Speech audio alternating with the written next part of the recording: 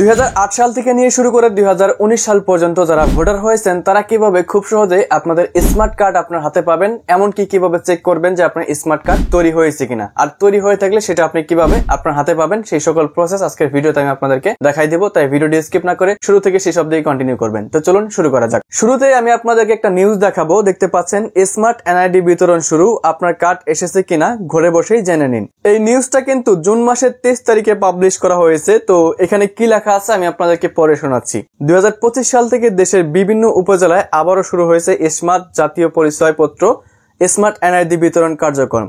নির্বাচন কমিশনের তথ্য অনুযায়ী এবছর স্মার্ট কার্ড বিতরণ কার্যক্রম চলবে ধাপে ধাপে এবং অগ্রাধিকার পাচ্ছেন 2008 সাল থেকে 2019 সালের মধ্যে ভোটার হওয়া নাগরিকরা।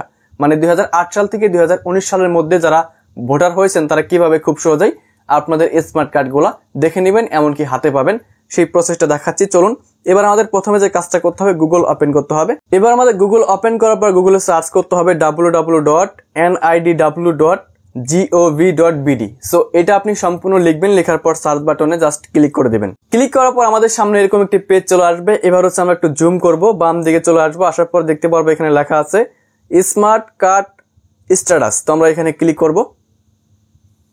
ক্লিক করার পরে এবার দেখতে পাচ্ছেন জাতীয় পরিচয়পত্র নাম্বার বা ফর্ম নাম্বার। আপনি যখন ভোটার হয়েছেন তখন কিন্তু আপনার একটা ফর্ম দেওয়া হয়েছে, অথবা আপনার যখন ভোটার আইডিটা হয়ে গেছে তখন কিন্তু আপনি একটা ভোটার আইডি নাম্বার পেয়ে যাবেন ভোটার আইডি কার্ডের মধ্যে। সেই নাম্বারটা এখানে বসাতে হবে। নাম্বারটা দেওয়ার পর নিচের দিকে দেখতে পাচ্ছেন জন্ম তারিখ। এখানে হচ্ছে আপনার ভোটার আইডি কার্ডের মধ্যে যে জন্ম তারিখটা দেওয়া আছে সেটা সুন্দর করে আপনি বসে দেবেন। প্রথমে দিন দিবেন, তারপর মাস দিবেন, তারপর বছর দিবেন।